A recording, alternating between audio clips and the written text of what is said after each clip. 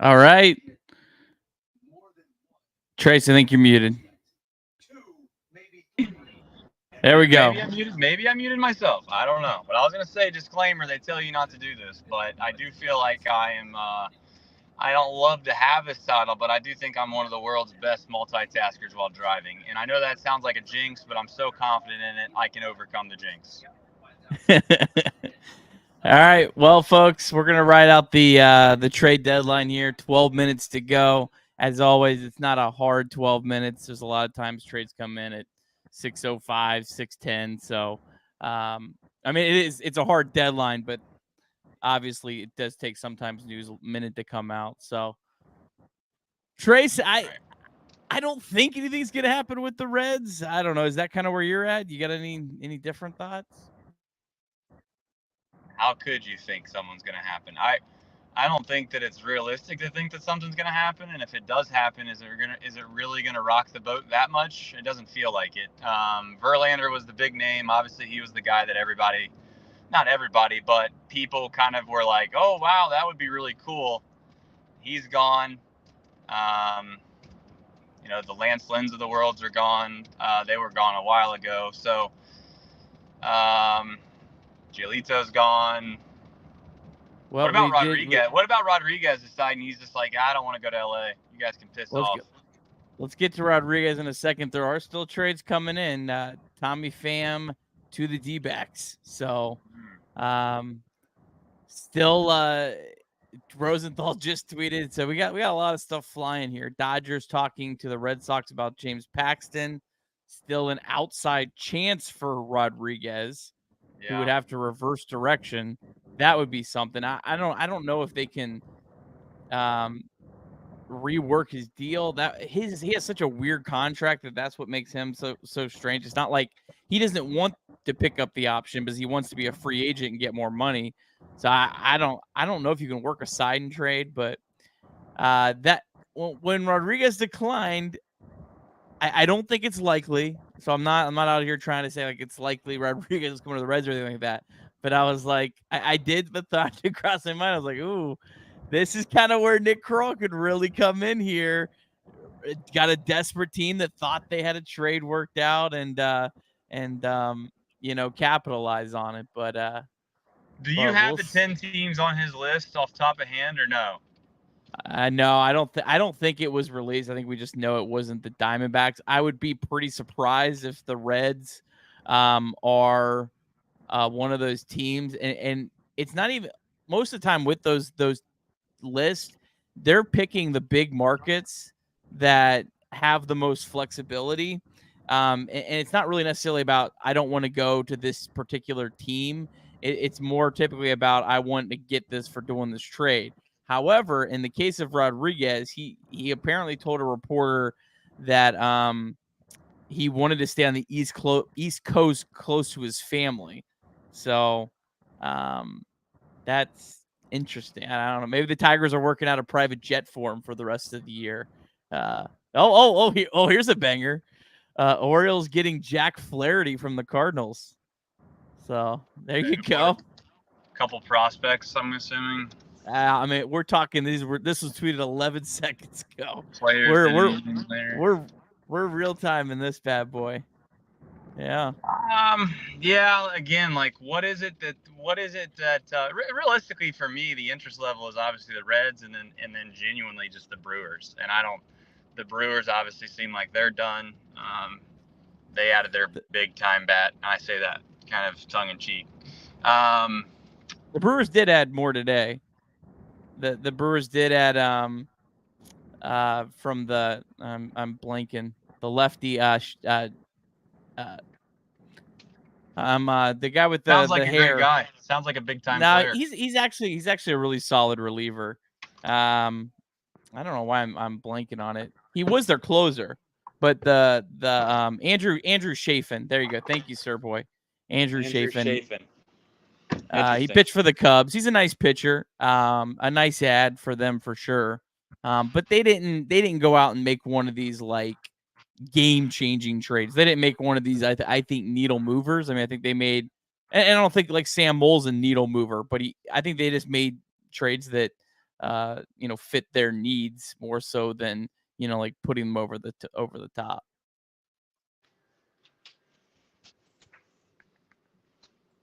They added Mark Kahana. Nice player. Yeah. He's he's almost a league average bat. He's a league average defender. He's an upgrade for them, but he's not. I don't think he would not be starting in the Cincinnati Reds outfield. He would not be starting over Will Benson, Jake Fraley, or TJ Friedel. Yeah. That's my point. Listen, what was the expectations coming in from the Reds' perspective? If you've seen what I don't know how the Mets, what a wild. What do you feel about that deal? The Astros are in a situation where I think that I don't want to say win at all costs, but in a way, I think that they're like, we have a window of opportunity. Let's try to seize it again. Let's see if we can't make another run at it. There was familiarity there with Verlander. Verlander obviously his time in Houston, but it seems like they gave up a lot. No.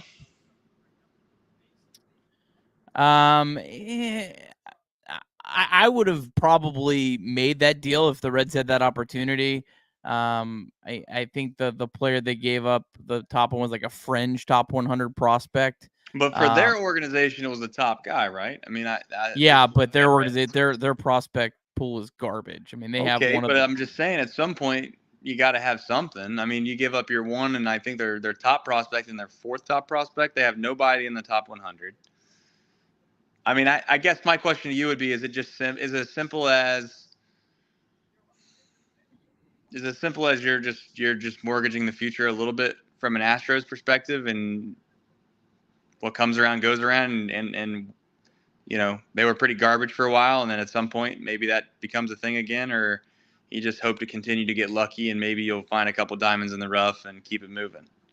Well, the thing I don't know is I don't know if Verlander, that was the only team he said I'm going to approve a trade to, because he had full no trade.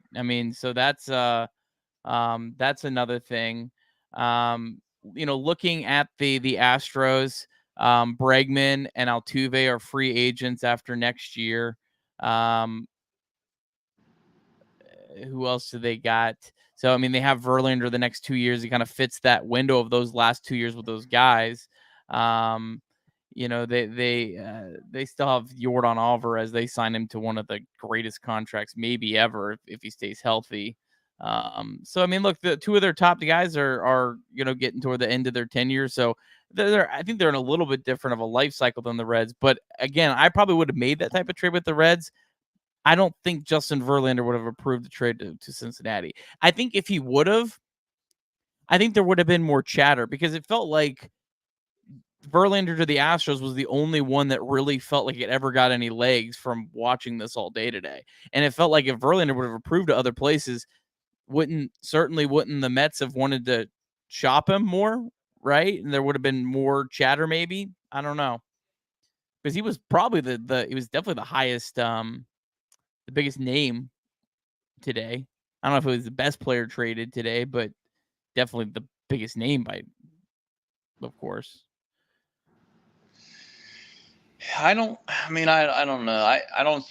It's all speculative, and really it makes no difference, but I don't see as to why Verlander would be closed-minded to go to the Reds, especially if it was a situation where he was going to be under team control next year. I don't know. Maybe the rest of the league, or maybe to your point, maybe he wouldn't see the Reds as a serious World Series contender this year, and maybe a fringe World Series contender next year at best. And he just thought the Astros, he has familiarity there. He wanted to get a deal done, and that just is what it is, and he didn't want to go. But there's also the side of me that thinks, maybe in the back of my mind, Nick Krall in the front office just didn't really want to try to invest, or is it too much speculation or talk radio if I were to propose the question back to you and say, if you're Nick Krall and you're this front office, if you were to make a move like go get a Verlander, it almost psychologically, in a way, changes the expectations and maybe even changes the mindset of what of what this buildup should be and could be. Maybe I'm thinking too much into that, but I feel like when you add a guy like Verlander, the expectations immediately all of a sudden around Cincinnati and around the franchise in and of itself is like, oh, we're in it, this is the time, or now we should win. And if they weren't, then it would maybe feel like a little bit more of a disappointment. I'm not suggesting that that's how you should manage a club or franchise, but I think that's part of it in a way. I like the idea of this team continuing to build from within of what they have now. I'm not suggesting they don't need to go out and get anything, Nick, in the offseason. But this whole mindset, again, that, oh, this is only the fifth time in X amount of years that they have a chance to win the NL Central, and they haven't won since 2012. Blah blah blah blah blah. I get that mindset, Nick, but at the same time, the past is the past to a small extent. Like what happened 15 years ago? Should that really be a deciding factor on how you go about managing your franchise today? That doesn't make sense to me when you put it in that perspective. From a fan perspective, I understand. You can argue, hey, we're tired of waiting. But if you're Nick Kroll, who cares if the last time you won NL Central is 2012? Who cares? It doesn't matter. That's not a part of what you're trying to accomplish and build. So he's not about pleasing us, and I like the ghost of Luke Dreamweaver he's usually based, and he's based once again. Yeah, I think that it's an interesting way to think about the Verlander situation. I hadn't really thought of that. I don't know if I buy into that, but it's an interesting thought. Honestly, though, for me looking at this, the Verlander one was the only one that I thought I could make sense. Every other trade for a starting pitcher that I've looked at, Yeah. what was given up would, I think, have been more than I would have been comfortable for the Reds. Like the Phillies, and I know their farm system's not as good. They gave up their number 5 prospect for Michael Lorenzen. Like, hey, that's 2 months of Michael Lorenzen. It all depends on where that fifth ranked prospect in the organization sits, though, because you just said that you would have done the deal that the Astros did. They gave up their number 1 prospect and their number 4 prospect. The Reds would never do that. Well, remember, Justin Verlander, you would be getting 2 years of control for him, and the Mets will be paying most of his salary. So that's a little. I know, but you're not giving up Marte and Cam Collier for Verlander is my point. I'm saying when you say their 4th ranked prospect, in a little bit of a way, Nick, it depends on where that 4th ranked prospect actually ultimately falls within the rest of the MILB is what I'm trying to say. Not to get you off your point, but I was just wanting to bring that up. Yeah. Well, it's 6, so let's see. Dylan Cease is staying in Chicago. That's a big one. The Pirates got Bailey Falter. I know he was like a pretty highly ranked prospect. What are the Padres doing? Yeah, it's wild, man. What are they doing? They're just turning their wheels, I guess. Yeah. I mean, they'll look great if they're able to go on a run. If they don't, they're going to look pretty bad. Yeah, the guy that's playing the scratch-off tickets over there at the old local convenience store, too, eventually might look like a genius if he hits the 10,000 ticket. But more times than not, he's probably going to be scratching there for a long time and waste all of his money and look like an idiot. So good luck to the Padres. Yeah, I mean, Padres are at 36% odds to make the playoffs. Reds are at 47. I listen. The sports books and also, I'm just going to say this. Not saying there's nothing wrong with the analytics, but it took about 2 months for the sports books to make the St. Louis Cardinals the non-favorite to win the NL Central. Okay, there for the longest time.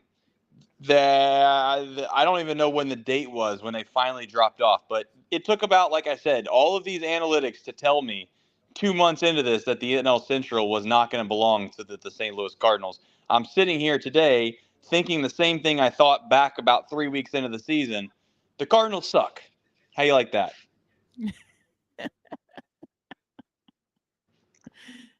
I'm just going off of what we have. I mean, I feel like that's but if the Padres make the playoffs, I'll eat my crow. I'll what do they say? Eat crow? Is that what they say? I don't understand that term, but anyway. This Bailey Falter trade is very interesting to me. This one I don't. Has he been hurt or something? Because the Pirates gave up Rodolfo Castro for him. If we're talking about pitchers, this is one. Oh, he's been hurt. Is he currently on the IL? They trade someone on the IL. Yeah, he hasn't pitched. Bailey Falter hasn't pitched since mid-May. Is he in the minors? I don't know. What was he ranked? What was his ranking? Was he a number one prospect? Yeah. No, he's been in AAA. His numbers aren't that bad this year, though. I mean, he's got a 5.13 ERA. The peripherals are a little bit better. And yeah, I mean, he's been down at AAA. That's honestly, I think that's a pretty good get for the Pirates. I hate to say. No, it is a good get for the Pirates for where they're at. What are the Padres doing? What are the Padres doing? Yeah, I seen that trade. I looked at it for a split second. I just don't get it. I really don't understand that. All right. It sounds like the Reds are probably done because Gordon Whitmire did just tweet out, that's a wrap. Trade deadline is passed. Reds added one player, lefty reliever Sam Moll. Yeah. I'm excited, Moll said. I usually, when the beat writers report that's usually no Reds trades appeared close in the final minutes. This is from Mark Sheldon. I don't feel safe saying no moves today. But yeah, I mean, it sounds like that's probably the extent of it. So yeah, I know. The Reds play tonight. Honestly, probably the most boring trade deadline for the Reds, and I was looking back. I mean, since at least 2018, but even that one they traded Adam Duvall for Lucas Sims. So I don't know. This is like a long time. And then the year before that, they were selling a bunch of players. So I don't know. Pretty boring deadline, but Reds are still in first place tonight, huh, Trace? That is still a thing. That's still a thing. I want to remind everybody you still play baseball in the diamond. They keep score. The more times you cross home plate, the more times you got a better chance of winning. And the team that scores the most times of going across home plate wins the game. Sometimes we get lost in this whole shuffle of, the Reds are going to need to do this. They need to do that. I don't know, man. I told you this before, Nick. I'll say it again. I'm not suggesting that I'm excited that they didn't make any moves, but I kind of want to win or lose with who brought me. Dance with the girl that brought you. That's kind of what I want to do. And we got some guys coming back. Let's not sit here and act like we don't have any cavalry coming. I'm kind of indifferent. I mean, I guess more so than anything, like I would have liked to have added a starting pitcher. I would have liked to have added another reliever, but at the same time, like I didn't think the Reds should even entertain overpaying in this season, where I think if we're being rational, it's probably a 50-50 prospect of the Reds reaching the playoffs is probably as good as I think you could make it out to be at this point. So yeah, I mean, I think I'm good with it. I'm glad they got Sam Moll.